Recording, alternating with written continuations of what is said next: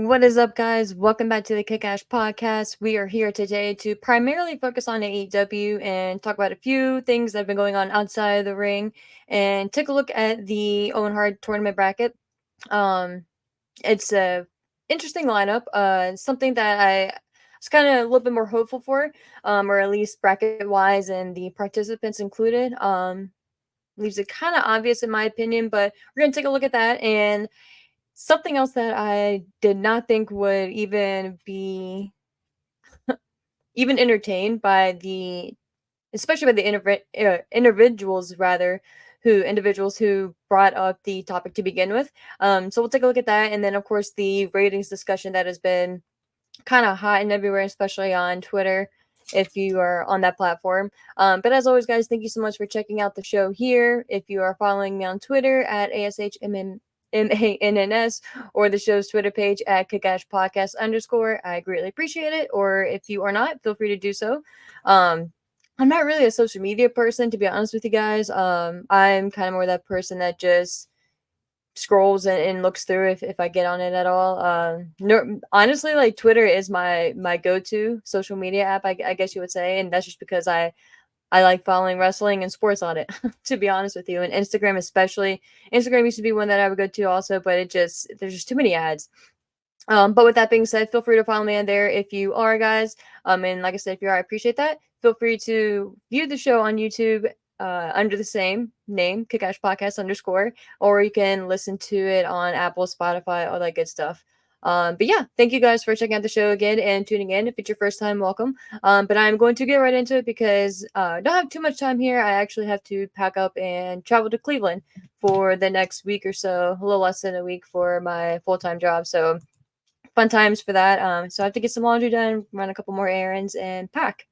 But yeah, the so I was kind of debating on what I wanted to start off with first, if it was the new possibility of an addition to the roster, even if it's just a behind the scenes employee, or if I wanted to discuss the ratings. But I think I'm gonna kind of get the elephant out of the room here, and that's what good old Conrad Thompson and I guess good old JR rather brought up on their podcast, the Grilling JR podcast. It was I at first I was like, this can't be real. Um or maybe it was taken out of context type thing, and sure enough, there was, I forget how long the clip was, maybe about 5 minute clip or whatever of them discussing it, and it was nothing serious, nothing major. But it was just a what if and a speculation. So first of all, shout out to WrestlePurist.com for the transcription here and the pretty much the recap here. That elephant in the room that I was addressing earlier and that Conrad Hobson and JR were referring to, which I'm sure you've heard by now, is Shane McMahon and the possibility of a McMahon joining AEW. um, Obviously, if there was going to be any of the McMahons who would make the jump, I think Shane is the most obvious one. Definitely don't see Vince getting into AEW right now. I definitely don't see Tony Khan even entertaining that idea, to be honest with you. As much chaotic, possibly fun it could bring, just in the wrestling sense, it could bring. I would bet damn near anything on it that Tony Khan would not bring Vince in, obviously because of everything that's going on with the investigations and things like that. Now, granted, if it was a different situation and nothing negative was going on with Vince and he just simply retired, right? He retired, no allegations, no nothing. He rode off into the sunset. Everyone's singing his praises. He's a good guy, you know what I mean? He is what we all hoped, and I don't know, just he was just a normal guy, you know what I mean? Like a normal billionaire, as normal as that could be. Um, then maybe I could see it being different, you know what I mean? Then I could see the possibility and the intrigue being there for Tony Khan, right? But clearly it's not, and it's a 180, so I don't see Vince going anywhere at all in that regard. So obviously, narrowing it down, Linda McMahon is most likely never going to do anything wrestling related again. I don't even know what she's doing now, to be honest with you. Last I had heard, she was part of Donald Trump's board when he was president years ago. And I don't really know what she's doing now, to be honest with you. I haven't even really put much thought into her besides the last time. Last time I even remember thinking about her is when the scandals broke out initially, just to kind of think of like, can you imagine like what kind of position she's in? You know what I mean? Um, but yeah, long story short, don't even think she's I don't even think that she thinks about wrestling anymore at this point. And Stephanie McMahon, clearly not going to. Clearly, she's diehard with Triple H. She even made appearances at WrestleMania, right? So I don't see her going anywhere anytime soon. Um, and I think, to be honest with you, like if she were to never do anything with WWE ever again or wrestling again, I think she would probably just I don't want to say be a stay-at-home mom, but I think she probably would be, you know what I mean? I don't think she would probably do anything crazy. Maybe dabble in a few investments or maybe a few side businesses or but nothing crazy. But yeah, and so that leaves Shane, you know. So that's why to me, first of all, it just process of elimination is no surprise there if you just take that for what it is. But man, can you imagine? Can you imagine you're just watching Dynamite one day and one random Wednesday, and then all of a sudden, I don't even know if they could, but you hear, "Here comes the money," and Shane just comes out there doing his little shuffle right and his J's and just I don't I don't know if Twitter would explode with excitement, rage, backlash, rioting. Just I would love to fucking see it though. I would so be here for it. I don't know what that would look like. My first matchup with him would be Darby Allin, of course. Shane McMahon versus Darby Allin. Like how could you not? Like two crazy motherfuckers just going at it. Um I think that why not? You know what I mean? They had Jeff Hardy and they're doing crazy shit. Obviously, Shane and Jeff Hardy are two completely different people, completely different athletes and things like that. But when it comes to stunts, and say what you want about Shane, how he could come and go as he pleased, could take months and years off to heal, things like that, not have to have any type of storyline, just come in there, just do something really quick, have a crazy match, and be gone.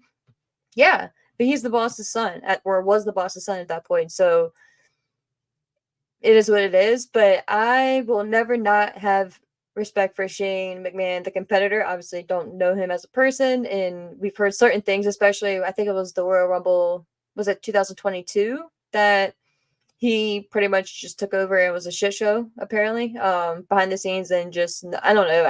I think it was the 22 Royal Rumble if I'm not mistaken. Either 22 or 23, but it had to be 22. Whatever, doesn't matter. But you guys know what I'm talking about. You know what I mean? So we have heard some things, but you've heard a lot of good things about it as well, about Shane as well, right?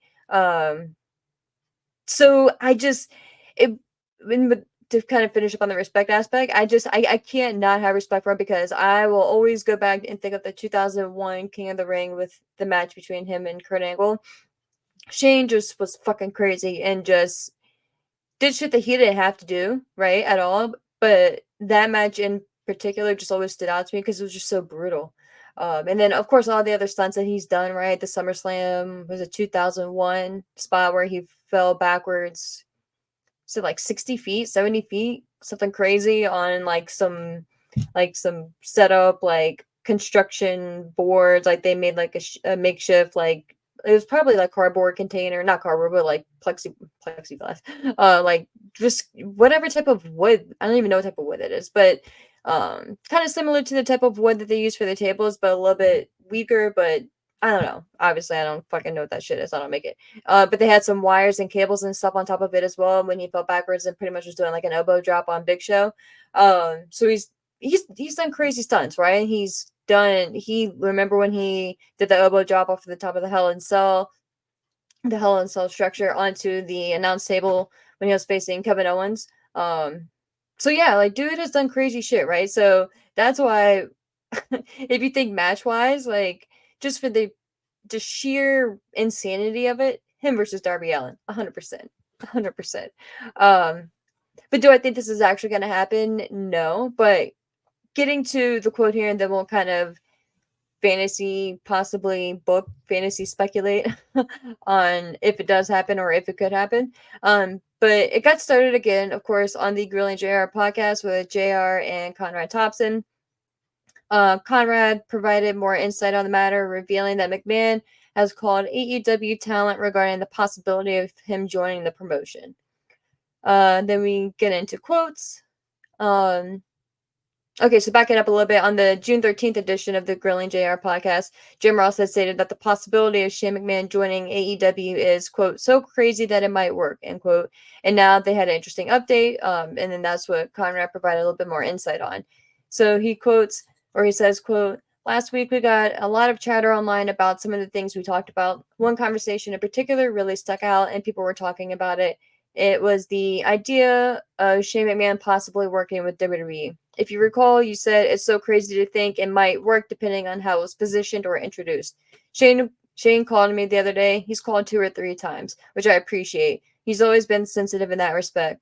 The only question, that's only a question that Shane can answer. Shane and Tony being together, how would that work creatively? Heck, who knows? It might be great. I saw a few fans, one in particular, who thought this was the most ridiculous thing he had ever heard. One guy in particular said, JR is fucking senile now, and JR laughed. He engaged with that a little bit. There was a friend of ours, I shouldn't say their name, but he went out of his way to text me and say, hey, that's not as crazy as you think. I know for sure that Shane McMahon has reached out to wrestlers on the AEW roster to at least hypothetically discuss the idea. Are we saying that's going to happen? No. We are saying it's not that crazy of an idea, end quote. And then the article goes on to state that Shane McMahon has been absent from WWE since suffering a leg injury at WrestleMania 39 following an awkward landing during a match with The Miz. And since then, Shane's father, Vince McMahon, has sold his shares in TKO and is no longer involved with WWE in any capacity. However, like we just discussed, Stephanie rather, is still a part of WWE. And to be honest, I'm 50-50 on if Shane ever comes back in WWE. I don't think he's probably inclined to, or as pressed as he probably was in the past. Maybe he doesn't want to end on the foot or on the quad, if you want to kind of go there, with the WrestleMania 39 appearance, and would kind of want to leave on a cleaner slate. But who knows? Do I see him going into AEW though? No, I don't. I think it could be beneficial though. More so behind the scenes, obviously, than in front of the camera. Fantasy booking, that's just more fun than anything else. But I think the mindset and the experience and the knowledge that Shane would bring to an AEW, I think Tony Khan would absolutely benefit from. Do I think he could possibly overshadow a lot? Yeah, I do. And that's why I feel like it would, while it's almost a given, right, that it would, not even almost a given, it absolutely would generate a lot of buzz. But I was going to say it's almost a given that AEW would want to promote it, right, and put out a press release and things like that they copped Shane McMahon. And I totally get it. Not even saying it's a bad thing, but it's almost one of those things where I would kind of want to do almost like a ghostwriter type thing. You know what I mean? Like have Shane be involved, but have him not be kind of like from standing behind type thing, and kind of more as a guidance type of direction. Because I feel like he would just, a lot, especially starting out, a lot of the buzz would just be on him, and it would kind of shadow a lot of the good that is trying to go on and is trying to happen.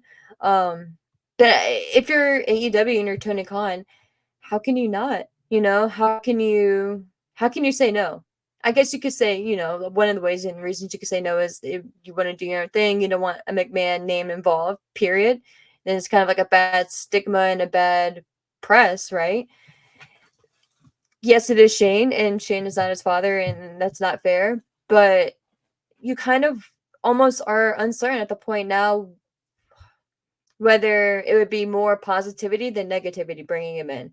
Because then people would say, well, why is Shane even free? Why is he even entertaining the idea? Then they would look into it. Oh, well, Vince isn't involved. Well, why isn't Vince involved? To just kind of get the chatter going. And again, nothing that Shane was involved in. Shane is not being named anywhere, so he shouldn't have. It shouldn't even be. That shouldn't be an issue. But unfortunately, it kind of would be, at least starting off. And again, I think it would kind of die off pretty quickly, the speculation and stuff like that. But I just, to me, I think it's more of it would look better on paper and more intriguing on paper than actually having in person. But But again, if Shane would be reasonable and a reasonable price tag, which who even knows what that would be, how can you not entertain the idea if you're a Tony Khan, right? And Tony Khan, I think, has had a statement out there saying that he's never spoken with Shane, has never met Shane at all, and you know, things like that. But the fact that Shane has entertained the idea and spoken with a few of the talents that are there with AEW, that says a lot. You know what I mean? That says the thought is there and the seed has been planted. And it shows too that the bug is still there for him. It shows that maybe it's not as crazy as it seems, and maybe it would be more awkward for him going back to WWE than it would be going to AEW. You know, Shane back in it was the early 2000s, I believe. Maybe early to mid 2000s. He left WWE originally and he went and did his own thing. He had a business and I think it had some type of involvement with China. In some type of, and he was going back and forth. I just remember hearing that he had his own business and he was traveling a lot with that. And he was just kind of stepping away and trying to branch off and being his own man and like do his own thing, essentially, you know? And so I say that to say like it's not crazy. And again, like if any of the McMahons were to be the one to go out there and join a completely different company, it would be Shane. Now, his son in the past, Declan, has made a comment saying that, you know, he doesn't watch that crap when it comes to AEW and TNA. So I think it'd be even more kind of hilarious if Shane does end up joining AEW, you know, and again, like they do, like he's a 20-year-old kid or some shit. So it's one of those things where it's like it's a brand thing, if nothing else. And of course he's gonna have ties to WWE, like no kidding, right? But if nothing else, it's a brand thing. WWE is like the Nike out there, you know, it's the cool thing to wear. If you like sportswear, you wear Nike, you know what I mean? Or if you like wrestling, you watch WWE. Now, that's very subjective, right? But I say that as a brand thing. Like if you mention wrestling, 99% of the people out there are gonna say WWE or WWF. So it's not even saying that's a good thing, right? Or should it be like that? It just is what it is. It's just kind of like what do they call it when a lot of people ask for a tissue, they ask for a Kleenex.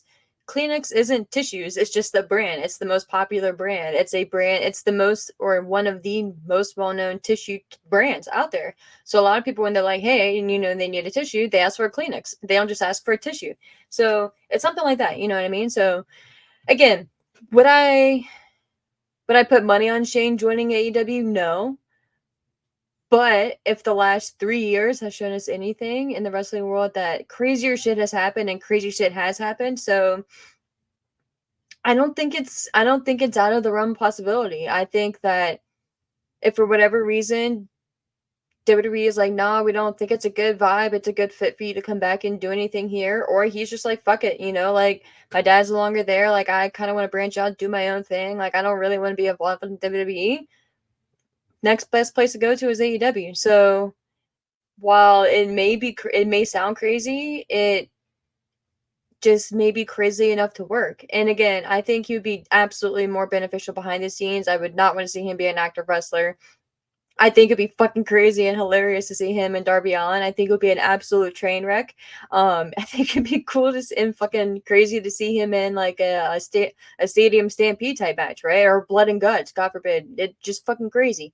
Um, so I think in that regard, Shane can just go balls out and just wow out at AEW. And I think the almost like as I'm sitting here thinking, almost like a Sting run, right? Like just go out there and just do these crazy appearances and this crazy shit.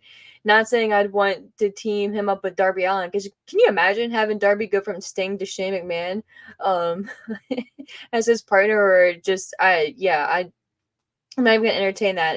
If any interaction, I'd want to see Shane versus Darby because I think it'd just be fucking hilarious. There'd be a car crash waiting to happen. Um, but yeah, like if I had to be serious about it and speculate on if it actually would happen, I'd say probably not. But if I woke up tomorrow and I saw some shit that Shane was behind the scenes at AEW, I wouldn't be terribly surprised. I'd be like, oh my god, what the fuck? And it'd be another reason to tune in, right? But I'm not going to put too much stock into it at this point.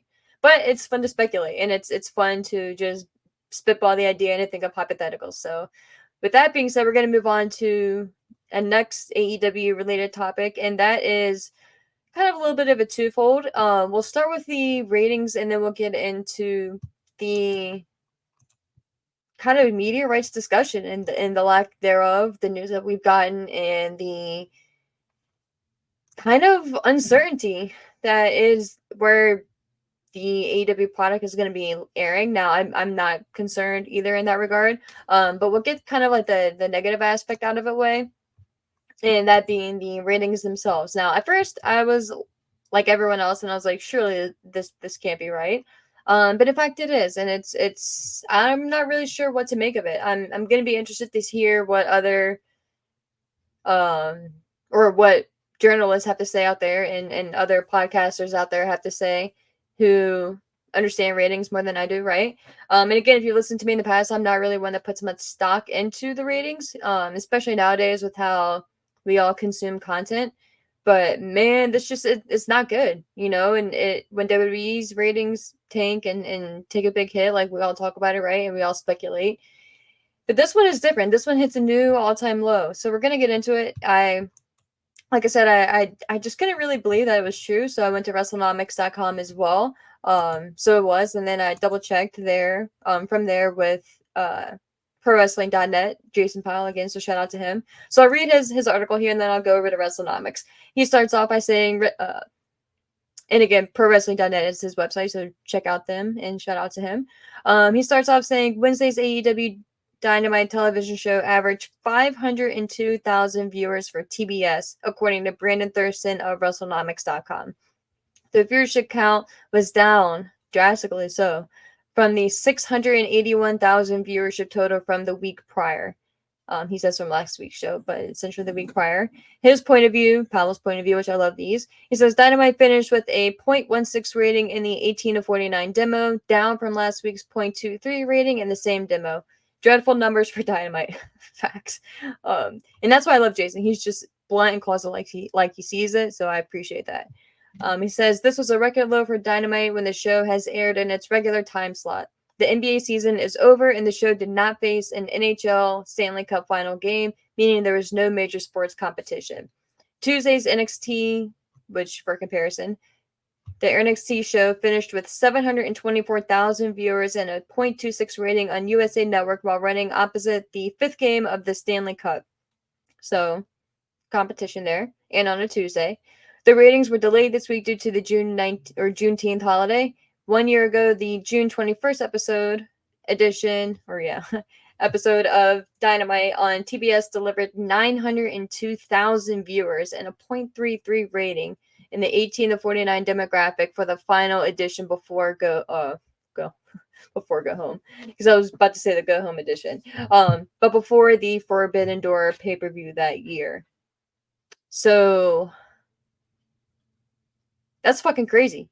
That's legit 400,000 viewers less. Legit 400,000 viewers less when you look at the show year to year. That's why I pulled up WrestleNomics. I'm going to take a look at it again here in a second.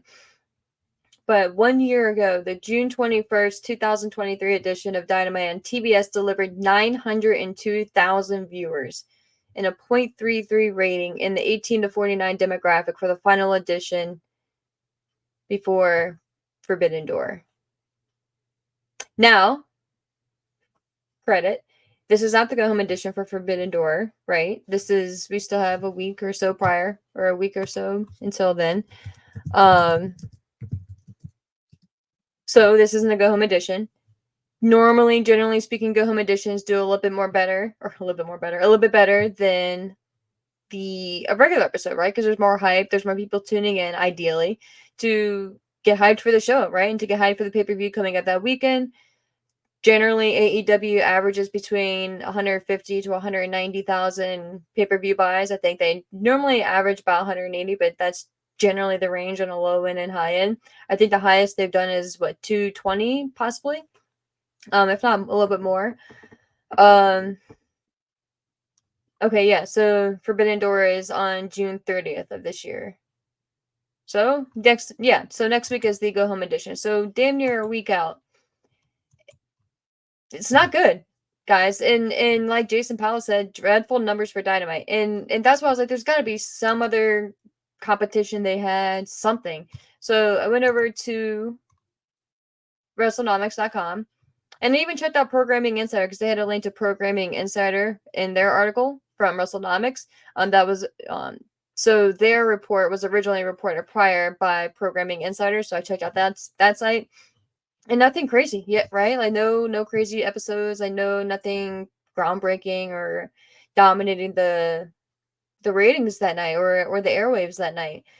They so Brandon Thurston did have a note. He says he's independently confirmed the rating measurement is not an error. So the 502,000 is not an error.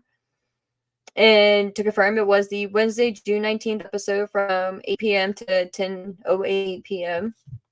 Competition he has listed here.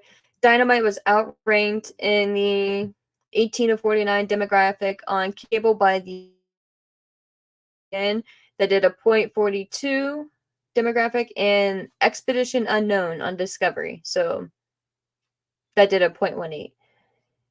And again, AEW did a .16 in that demographic with 502,000 viewers. So it's not good, guys. It's not good. And they did a comparison as well. This episode compared to last week was 681,000, so down 26%. This episode compared to the trailing 4 weeks was 743,000, so down 32%. Current 2024, pretty much second quarter average is 715,000 compared to this time last year's average, which was 855,000, so down 16% there.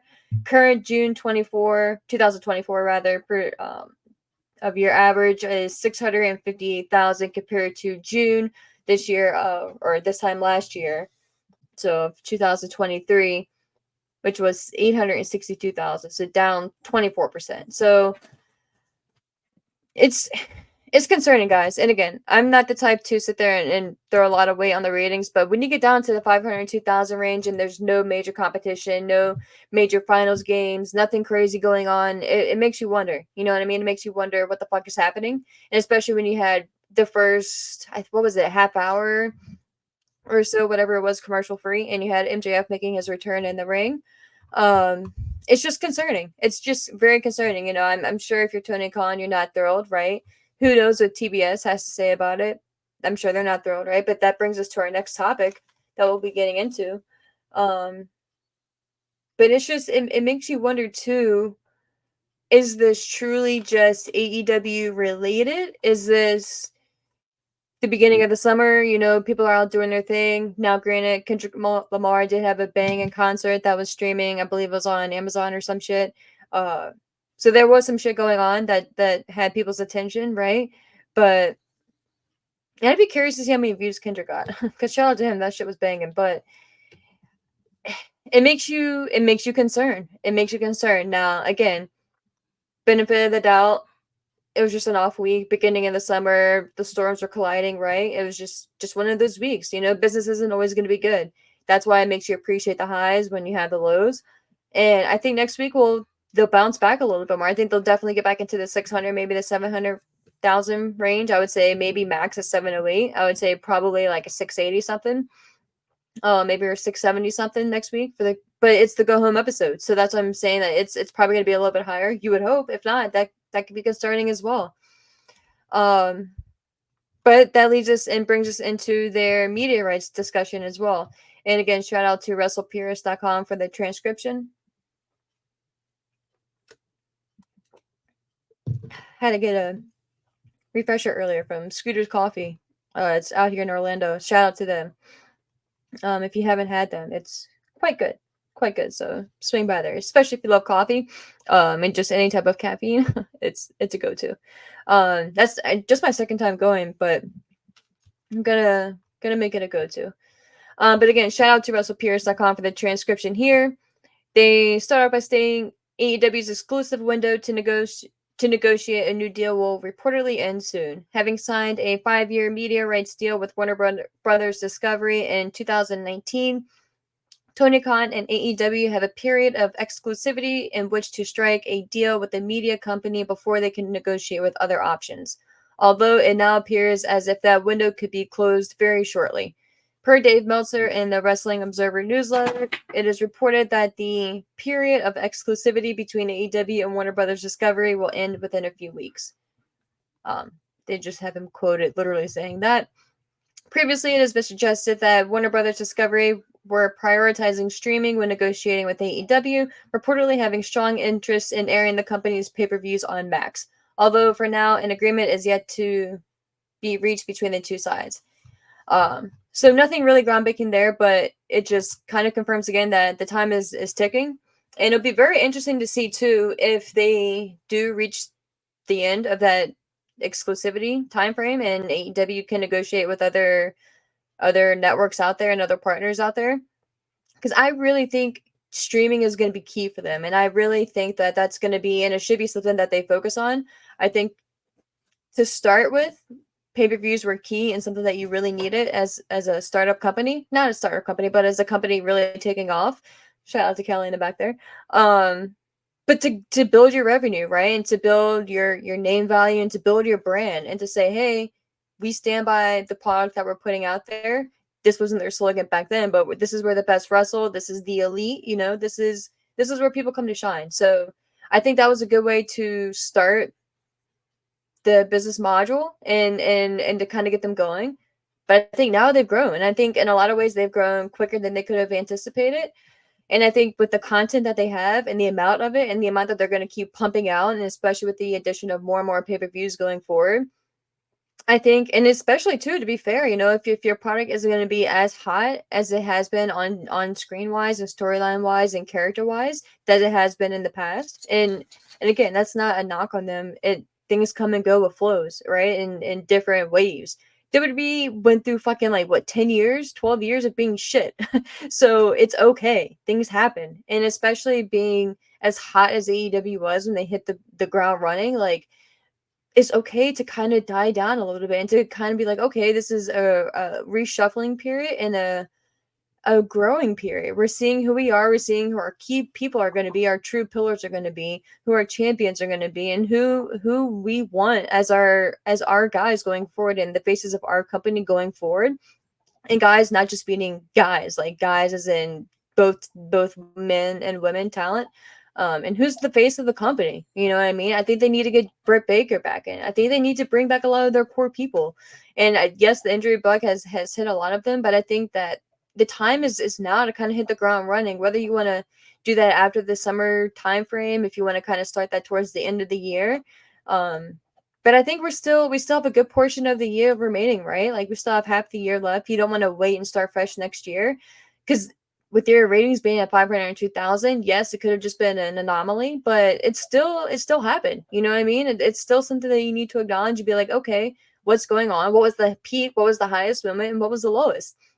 There was a mention out there that I forget where I read it from that said that there was a change in the lead-in for the Dynamite episode this past week. That it normally is led off by Big Bang Theory, and this week it was led off by, I think, Black Panther or some movie prior that was also down in the ratings. So I think that has a lot to do with it too. But at the same token, you don't want your hot rating and the hotness of your show at the beginning to be just because you're feeding off of a show prior that has absolutely nothing to do with wrestling. You know what I mean? You don't want that to be your calling card. Like, you don't want to start off at 1 million just because that's what the Big Bang Theory was averaging, and then 15, 20 minutes, 30 minutes, 45 minutes into your show, you're down to what, 600,000, 700,000?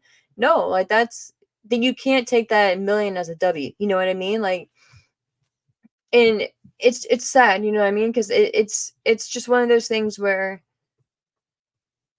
it's sad in the sense that, because I think a lot of it was inflicted or self-inflicted, and a lot of it was just bad timing. A lot of it was the injury bug too. Like, a lot of it was just bad timing with injuries and freak accidents, right? The whole Adam Cole thing, like, dude is still out from a freak accident, and it just shows you that these people can go out there and do crazy shit, do 450s, like all this crazy shit, right?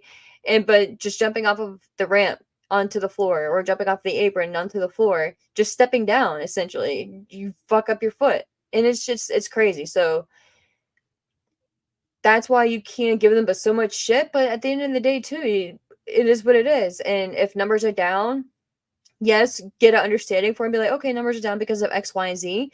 But even though X, Y, and Z are happening, we still need to then overcompensate in other areas, right? And accentuate other areas that maybe we weren't really paying too much attention to in the past. But maybe if we amplify those and pay a little bit more attention to, it'll kind of like a ground level, everything else will rise with it as well. So that's and again, like I'm not one of those people that's like, oh, AEW is dying, like, oh, they're the shits, like it's no, like I'm not in that ball camp at all. I think it's just growing pains. I think it's just a feeling up period for themselves. I think it's a matter of you you really had a growth spurt super fast, right? And then now you're kind of like stalling out. Like you were kind of that kid that went from like 4 feet to 6 feet in like a year and a half, right? Or some crazy shit.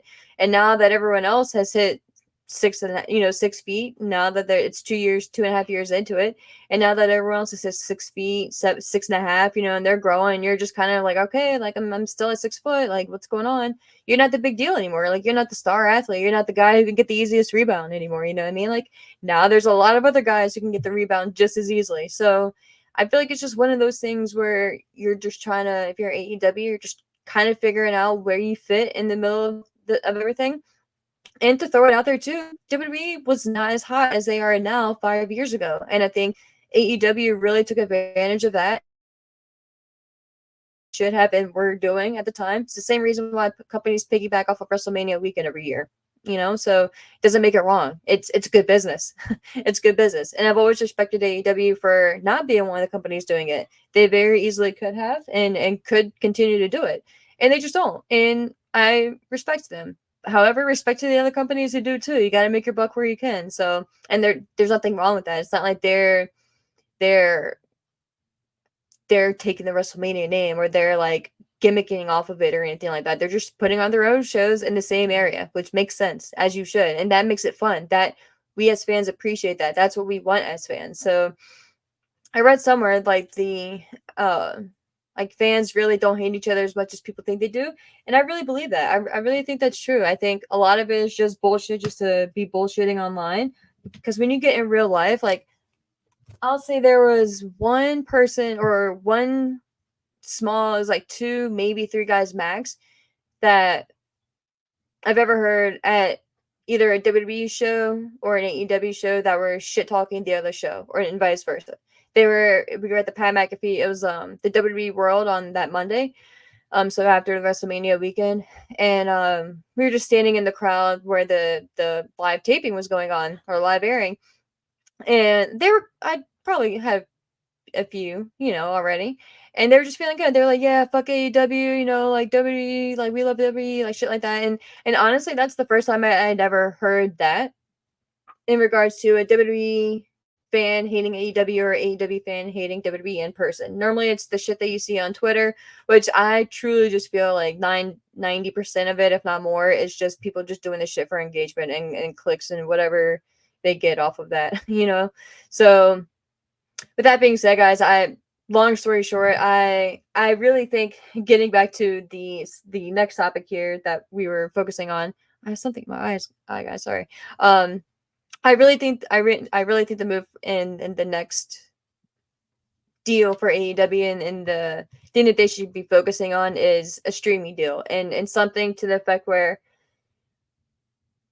maybe the perfect world would be they can remain pretty much keep their TV how it is now and then get a streaming deal exclusively for their pay-per-views to be aired on HBO Max. That'd be great for me. Like I personally, and I'd be one of those people, right? Like I'm currently not a subscriber of HBO. I'd be someone who would sign up for it because I would definitely pay for that each month to get my AEW fix. So I think part of me is, if I had to put money on it, I would kind of predict that maybe AEW and Warner Brothers Discovery, they're gonna get something meshed out, especially with the NBA not being that big of a deal and that pressing with Warner Brothers right now.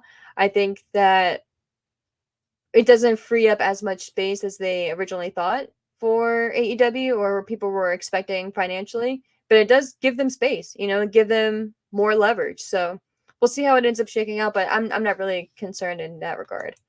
But finishing up here with AEW and taking a look at the Owen Hart tournament bracket, it's not as strong as I was hoping it was going to be, and especially in comparison to last year's, which is just almost kind of crazy to see. And I think it's telling too that we don't have, um, well, I take that back. We do have Willow, but poor Ricky, man, like we're free Ricky Starks, free my guy Ricky.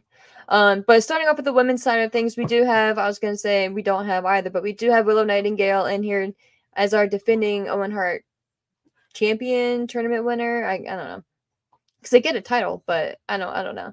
But the women's side of things, we're getting Willow Nightingale. The first match was Nightingale facing off against Serena Deeb, which Nightingale won. It was Statlander facing off against Nyla Rose, which I believe we do have an update here. So spoiler alert, Chris Statlander did win that. So she'll be facing off against Willow Nightingale in the semifinals, I guess you'll call it.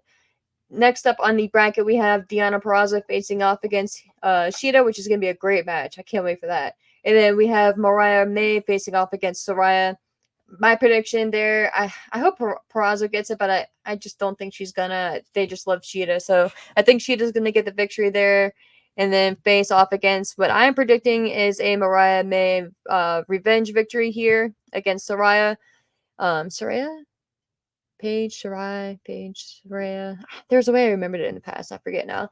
But I think we're gonna end up getting Mariah May versus Shida, which is again gonna be a nice match. If I had to make early finals predictions, I would say we'll get a Mariah May versus Chris Statlander. As much as I'd love to see Willow, I think Willow's gonna get screwed somehow. And I'm gonna predict a Mariah May versus Chris Statlander final. And I'm gonna go with Mariah May winning the finals or the tournament as a whole. I think that there's a lot of story you can get out of that, and I think that's a fun victory, and I think that sets her up, and it's gonna be because she'll get a I'm pretty certain she'll get a title. Yeah, she'll get a why can't I think right now? A championship match against Toni Storm, I believe. I don't know if they said for the women who. Let me double check that. Okay, yeah. So I did find it. So shout out to Wikipedia here. Again, they say you can't trust Wikipedia, but I'm trusting it right now. So it was clarified specifically, and I think this kind of answers a question I had in the past too, the ranking of their titles, at least on the women's side. So the winners of both tournaments will receive a match for their respective world championship in their division, which I did know that. Of course, the men's side will face the winner of the tournament will face off for the AEW World Championship for the men. So as of right now, that would be against Swerve, and then the women's side of things will face off against the AEW Women's World Championship for the women. Yeah, I'm sure they said that on TV. I just missed that. But that does tell you too, and kind of confirm for you as well, and at least on the women's side of things, the AEW Women's World Champion is the number one women's champion in AEW, and then the TBS champion is kind of like number two. Which again is interesting why Mercedes Moné came in and her number one focus was the TBS championship. Again, not necessarily knocking it. It saves her from going up and contending for the main championship itself. And if they end up wanting to do a unification match or anything like that, they can. But it's just still interesting to me. But yeah, so that's my early prediction for the women's side of things. I think we're gonna have Mariah May win the champion or the tournament there, and then face off against Toni Storm for the championship. Which again, that's gonna be a fun dynamic and a fun play on things. We'll get into that and kind of fantasy book that as we get a little bit closer, and once it's confirmed, because we'll kind of see how the story is playing out as well now too. But on the men's side of things, this is where I was disappointed, guys. The lineup in the tournament that we have here in the brackets, we have Claudio Castagnoli. They already had this match. He fought against Pac. What was that, on Dynamite? Or was it Collision? I forget. But Pac ended up winning. Ended up winning that match with Bryan Danielson at ringside, which is I just love Danielson's honesty. He's just fun to listen to. He was at one point once Claudio lost, he's like, yeah, it happens or some shit. In the bracket, we do have Danielson facing off against Shingo Takagi, which is going to be a great match. No spoiler or supplies there. Danielson's going to get that victory. Can you imagine, though, in the match that we're going to get between Danielson and Pac? Like, take my money now. We're going to get Ray Phoenix facing off against Jay White, which I am happy that Jay White is in this tournament. I think he needed to be. He needs to break away from the Bang Bang Club, like Bang Bang. Their name is escaping me. Bang Bang Gold, whatever. Juice Robinson is back. Have him, like I said, and as I think even predicted and was probably just hopeful for, have him be the third man. Him and the Guns can do their thing. Have Jay White branch back out, be his own guy. Still be friends. Don't have any type of breakup or anything like that. However, Jay White needs to be his own guy. Jay White needs to show people why the fuck he is Jay White, how great he is on the mic. People need to take him seriously again, and it is what it is, and that be that. I don't see him winning this tournament. Maybe a wild card, but I don't see that happening. However, if things do play out, and if you think about it, because I don't think they've announced when these matches are going to happen, the winners of the tournament that are going to face off against the champions. So if we're thinking long term for whatever, I don't see it happening after Forbidden Door, or at Forbidden Door rather. But if Ospreay were to somehow win, I could see Jay White versus a Will Ospreay. That could be a fun callback from their time in Japan and things like that. Maybe after Wembley time frame. So that could be something. But getting back to the tournament here, the controversial inclusion of Jeff Jarrett, good old Double J, facing off against a wild card entrant, which we have no idea who it is at this time. I'm thinking maybe Hangman Page. I think that'd be a fun inclusion there. I don't see Jeff Jarrett winning though, regardless of who it is. A lot of people are giving the Jeff Jarrett inclusion shit because why is he there? Because ideally, and that's why I'm a little disappointed, one of these 2, 4, 6, 8 men are going to be the guys who faces off against your champion and could potentially be your next world champion. So you want to tell me Jeff Jarrett could be the next AEW world champion? No. So why the fuck is he in the tournament? And that's what a lot of people are getting at. Now, on the other side, you have the people advocating for it or justifying it, saying, hey, he was close with Owen Hart. He actually knew Owen Hart. They were tag team champions. They have history. So why not have him in the tournament? I'm kind of a little bit in the middle. I see both sides, and again, I hate to be that person because I love to pick a side and fight for it, but I kind of get it. For this one, I'm not going to be as outraged as maybe I probably even expected myself to be, for the reason that I'm not expecting him to go far at all. Now, granted, I expected and was hoping that the tournament itself was just going to be a lot of the upper card, if not main eventers included. Like, why isn't MJF included in here? Why don't you have Moxley in it? Yes, you have Bryan Danielson and Claudio, but why isn't Moxley intrigued, right? And again, yes, he's the New Japan champion right now, so maybe if you're a champion, you can't be included. But I don't know, man. Moxley's still an AEW wrestler, like that would be my thing. Like that would be my thing. Like I don't know. So that's why the more you think about it and the more in the weeds you get with it, it's like, okay, it kind of gets even more frustrating. But as long as Jeff Jarrett doesn't beat this wild card entrant and make any type of advancement in the tournament, I'm going to be okay with it. And again, my prediction for the wild card entrant is a Hangman Page, which again would kind of play into if he wins the tournament, playing into the Swerve, facing off against Swerve, and that being Hangman's way to get back to Swerve with their history there. So I could very easily see it being the finals being Danielson versus Hangman Page, and then Hangman Page possibly even turning full heel and beating Danielson and then facing off against Swerve. Because my early prediction for Forbidden Door, I see Swerve retaining the championship. I think something's going to happen, possibly with the Don Callis family. And I think they're going to do something to potentially try to help Ospreay and it backfiring, or just flat out screwing Ospreay. That prolonging Ospreay from winning the heavyweight championship, that keeping the title on Swerve, and whether Swerve even realizes it or not, it could be something similar like with Damian Priest, right? Have something similar to like the Judgment Judgment Day getting involved or some type of interference, Damian Priest, aka in this situation Swerve, not knowing him being down or recovering or something, and then Swerve just seeing his opponent at that point, Ospreay, down, hitting his finishing move to take advantage of it and getting the 1-2-3. And then later, obviously finding out like, hey, this shit didn't happen, and being like, yo, like that's not how I win shit. That's not the champion I want to be. We can have a rematch. Pretty much name your place and your time type thing, and that could be how we get to Wembley. Ospreay doesn't have to answer it immediately. Ospreay can be out for a week or two. Ospreay's immediate focus is the Callis family and getting revenge on them and finally being done and separated and being his own man from them. And then finally he can address Swerve and be like, "Yo, Swerve, I want my rematch at Wembley, my country, right? Like my platform, my place." Swerve accepting, going on from there. But in the meantime, I'm sure there's got to be a pay per view between now and or after Forbidden Door, and then before Wembley. Let me see. Because in the meantime, you can have, even if it's just you just hype out a heavy Dynamite episode, right? Almost like a Night of Champions type thing on Dynamite, like a Winter is Coming as one of their not a Battle of the Belts type shit, because that shit is just not good. And has like a negative connotation to it. But you can have a huge episode of Dynamite and have Swerve and Hangman going back and forth now, because now you have Hangman win the tournament. We don't know exactly when he's going to call his shot yet, but now he can kind of be fucking around with Swerve and coming back, and they could be laying the foundation promo wise for their feud.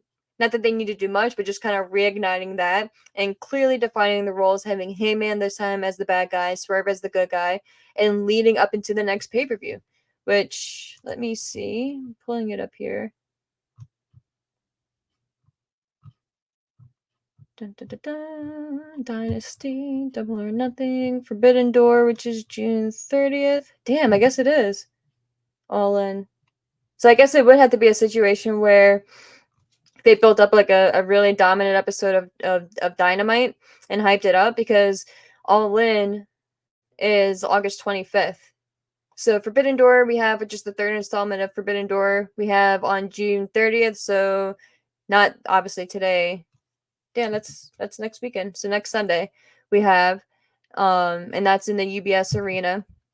And then August 25th, so we have nothing in July. Then August 25th, we have All In, which is in Wembley, of course. And then immediately after that, we have on September 1st, we have All Out, which is going to be in the Now Arena on September 1st.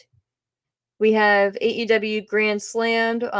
We do not have a confirmed location, but it's going to be sometime in. Oh, I'm sorry. We do have a confirmed location, but we do not have a confirmed date, rather. But that's assumed to be sometime in September of this year as well. I guess I'm just going to go through the whole lineup for you guys. Pay-per-views. We have Wrestle Dream. So of course that's September. And it's crazy we're halfway through the year already, guys. And again, Wrestle Dream, which is going to be in October on the 12th in Tacoma, Washington. After that, we have AEW Full Gear on November 23rd, and then World's End, which I'm stoked for, at the Edition Financial Arena in here in good old Orlando, Florida, on December 28th. So I'm fucking excited for that. That's a great arena. That's where MJF and CM Punk, MJF and CM Punk. I don't know why I'm saying that. It sounds weird. MJF and CM Punk had their dog collar match. It was AEW Revolution in 22. It was a great arena, right? Not a bad seat in the house. So I'm very, very pumped for that. But yeah, guys. So again, I guess we're gonna have to see what they end up doing with the cash in, essentially, of the victors of the tournament when they get their matches there, and how quickly they are able to essentially, lack for better words, cash that in. Because why else have the tournament now if you're not going to have them face the champion soon? Like, why would you do it months from now, 4 months from now? So I don't know. That part just doesn't make sense to me. So that's why I feel like we'll get a pretty big edition of Dynamite between sometime in July, I would imagine. Maybe if they want to do like a July 4th type of, because I think, yeah, July 4th is on a Thursday. So if you want to do like a big July 3rd episode, if that may be too close to Forbidden Door, but something like that, something around then, and just kind of amp it up and just kind of play on the events and the festivities. I could kind of see that. But with that being said, guys, this is a much longer video than I anticipated. And I appreciate you guys for watching the full thing. If you have, I may chop it down. I'll post the full thing, and I may chop it down and try to get some indicators out there. But as always, guys, thank you so much for following and watching the show. Follow on Twitter at Kickash Podcast _. You can follow me at ASHMANNS. You can watch the show here on YouTube or listen to it on Apple or Spotify. But as always, guys, thank you so much for checking out. I truly appreciate it. And until next time, guys, stay safe, enjoy some wrestling, and just be nice to each other out there, guys. You never know what someone is going through, so enjoy it.